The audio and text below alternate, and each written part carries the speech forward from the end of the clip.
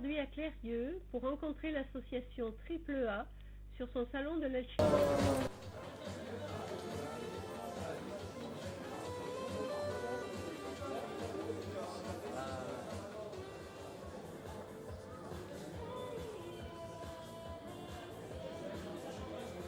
Voilà David Boissé, le président de AAA.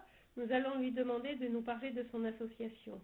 Alors je suis David Boissé, je suis président de l'association AAA, association des accros de l'Amiga. Le siège de l'association est à Clérieux et nous organisons des rassemblements autour de l'informatique alternative et on regroupe des utilisateurs d'ordinateurs de type Amiga. Et notre association existe depuis 1997. On a commencé par faire un magazine et puis petit à petit on s'est orienté vers les manifestations. Au niveau des valeurs qu'on défend au niveau de l'association, c'est au niveau du savoir-faire qu'il y a autour de l'informatique. L'utilisateur aujourd'hui il est quand même tributaire de brevets, de marques, qui fait qu'il est plus propriétaire, il peut plus utiliser sa machine. On lui impose un type d'utilisation, tout ça. On lui oblige de consommer, on lui oblige de changer l'ordinateur régulièrement, alors qu'un ordinateur peut fonctionner pendant plusieurs années sans problème. Les machines qu'utilisent nos adhérents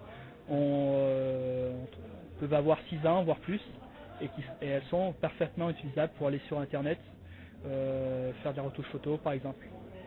Notre association regroupe des adhérents dans toute la France et on se déplace dans de nombreuses manifestations, que ce soit à Lyon, en Suisse, en Alsace, à La Rochelle, région parisienne. Donc on est une association qui bouge beaucoup. Et qui attire beaucoup de monde du coup, puisqu'elle bouge beaucoup. Donc il y a des personnes comme moi, donc c'est Michael Pernaut, je viens de Vesoul. Donc je suis adhérent AAA, fier de l'être, et ça fait quelques années maintenant que je suis adhérent. Et je viens donc de Vesoul, donc dans l'est de la France. Elle montre qu'on peut utiliser l'informatique autrement que ce qu'on fait d'habitude, et qu'on peut surtout le faire de manière un peu plus civilisée et écologique, on va dire. Ce qui permet d'avoir des machines comme il y a quelques-unes ici, qui fonctionnent avec très peu de courant, d'énergie, qui ne chauffent pas, qui ne font pas de bruit, qui fonctionnent très bien, et qui permettent de faire des économies largement non négligeables du point de vue écologique. Et on se retrouve aussi avec des anciennes machines qui renaissent, comme cette machine-là, c'est un mini-mig.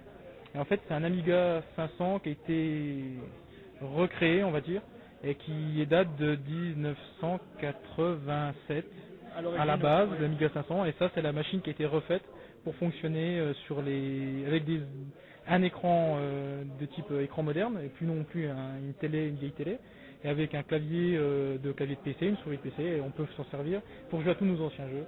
Et ça, pareil, ça ne consomme rien. Enfin, c'est tout un... Voilà. Donc la petite bébête.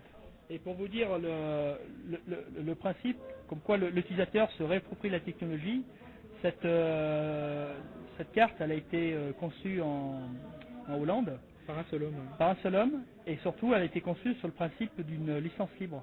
Donc à partir du moment où vous avez la connaissance, où il y a les plans, vous pouvez vous le fabriquer vous-même. Je vous mets au défi aujourd'hui de fabriquer votre PC en achetant les composants par an et de les solder sur une carte mère, quoi. Oui, c'est impossible, quoi. Bon, ben sur ce genre de matériel, on peut. Donc là, le jeu, c'est le Space Highlander, et ça, c'est un ordinateur anglais Sinclair, et qui avait la particularité d'être très bon marché. Il y avait 1 kilo-octet de mémoire.